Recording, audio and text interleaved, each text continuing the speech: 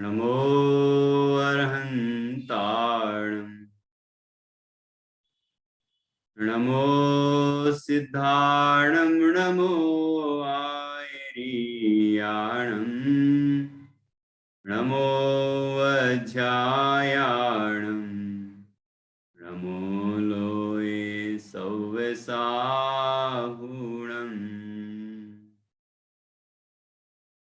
मंगलम भगवान वीरो मंगलम गौतमो गणी मंगलम कुंद कुंदाद्यो जैन धर्मोस्तु मंगलम सर्वमंगल मांगल्यम सर्वकल्याणकारकम प्रधानम सर्वधर्माणां जैनं जयतु शासनम जैनं जयतु शासनम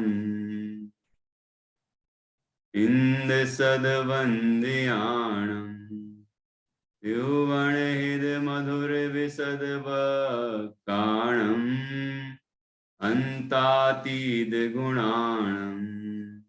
नमो जिणाणं जिदभवाणम्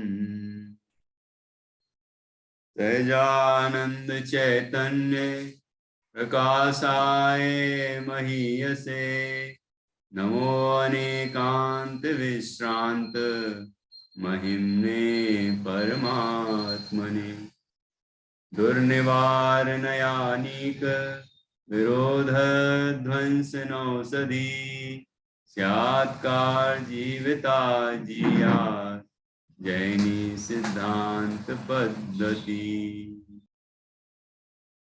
स्वसंवेदन सिद्धाय जिनाय परमात्मने नमो शुद्ध जीवास्तिकायाय नित्यानंद चिदे नमः।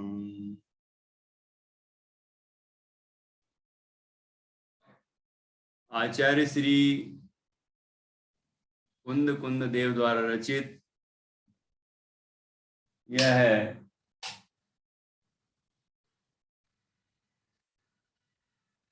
पंचास्तिकाय संग्रह परमागम है।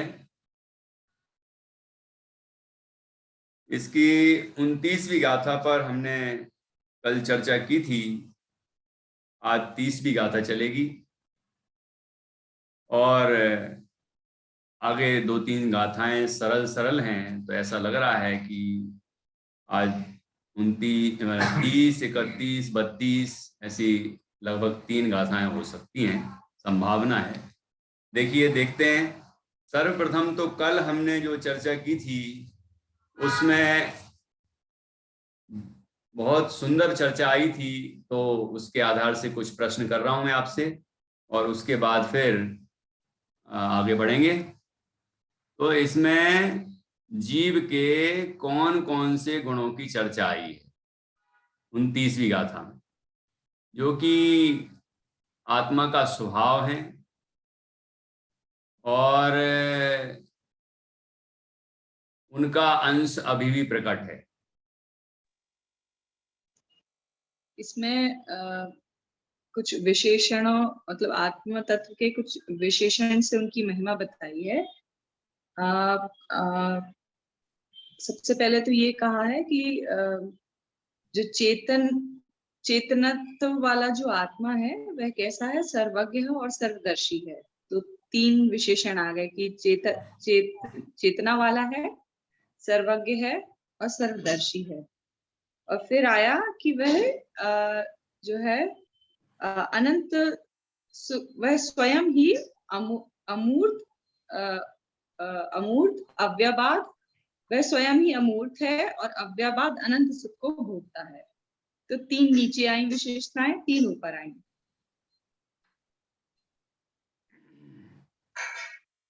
ठीक है। और तो कुल मिला के तो 3 ही हुई ना, 6 हो गई ना भैया जी, ऊपर और नीचे 3 देखो ऊपर। पहले चेतना का ही आप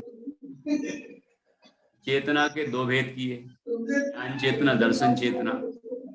और नीचे की पंक्ति में सुख की बात, तो 3 ही तो हो गए, ज्ञान, दर्शन, सुख। इसलिए टीकाकार ने, आचार्य अमृतचंद स्वामी ने 3 ही गुणों की बात की। अच्छा। और उन जैसे सुख गुण है तो सुख की विशेषताएं बताई कि सुख कैसा है, उसकी बात बाद में करेंगे, है ना। लेकिन मुख्य रूप से 3 गुण लिए हैं आप, ज्ञान, दर्शन और सुख। ये गुण जीव में अनादि अनंत रहते हैं। ठीक है, एक बात तो ये हो गई। इसका मतलब ये नित्या के अंदर भी हैं, ज्ञान, दर्शन, सुख है क्या नित्या?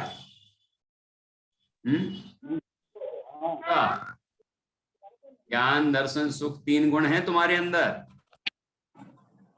हाँ। और जान्या के अंदर, मैत्री के अंदर,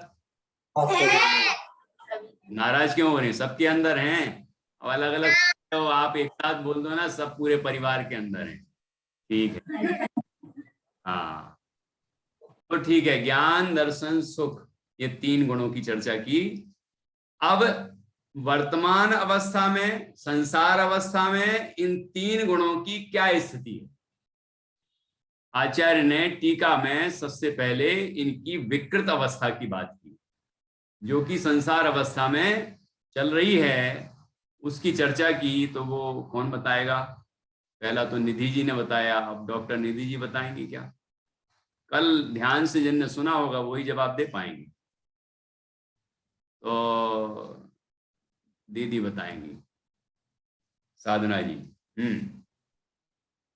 ये मतलब जो संसार अवस्था में है, ज्ञान, दर्शन और सुख, तो ये सभ्यवाद है, मतलब ये इंद्रियों के द्वारा जानता है, इसलिए मतलब ये वो था अव्ययवाद। और ये बाधक है, मतलब कुछ कुछ जानता है, थोड़ा जानता है, थोड़ा देखता है। और जो सुख है वो तो प्रकट ही नहीं है। तो इस तरह से ये तीनों ही गुण असंकुचित है, मतलब उनका विस्तार पूरा भी हो नहीं पाया है, संकोच है, हो गया, हाँ, इंद्रियों के कारण। संकुचित बोलना। संकुचित, संकुचित, हाँ, बिल्कुल सही। संकुचित हो गए हैं। हाँ। देखो, ज्ञान की स्थिति क्या है हमारी अभी? क्या हम सब कुछ जान पाते हैं? नहीं, अल्प अल्प विकसित ज्ञान है, क्षयोपम ज्ञान है। ज्ञानावरण कर्म का क्षयोपम है और थोड़ा सा ज्ञान प्रकट है। तो जितना प्रकट है उससे हम थोड़ा सा जानते हैं। ऐसी दर्शन की स्थिति है, वो भी क्षयोपमिक है, तो उससे भी हम थोड़ा जानते हैं। ठीक है, थोड़ा प्रकट है तो थोड़ा ही तो जानेंगे। और सुख की क्या स्थिति है कि सुख वस्तुतः तो दुख रूप परिणमन कर रहा है, लेकिन मंद दुख को सुख कहने का व्यवहार है। इसलिए सुख है, लेकिन वो थोड़ा है, क्षणिक है, आकुलतामय है। बराबर। तो ये ज्ञान, दर्शन, सुख की स्थिति संसार में क्या हो रही है ये बताया। अब जब तक यह जीव अपने को नहीं जानता, अपने ज्ञान, दर्शन, सुख, स्वभावी आत्म स्वरूप को नहीं जानता, नहीं अनुभव करता, तब तक तो यही स्थिति बनी रहती है। लेकिन जब यह जीव अपने स्वभाव को पहचान लेता है, अपने आत्मा को ज्ञान, दर्शन, सुखमयी, आनंदमयी अनुभव कर लेता है, तो फिर क्या होता है? फिर क्या परिवर्तन होता है? और परिवर्तन होते होते कौन सी स्थिति तक पैदा हो जाती है?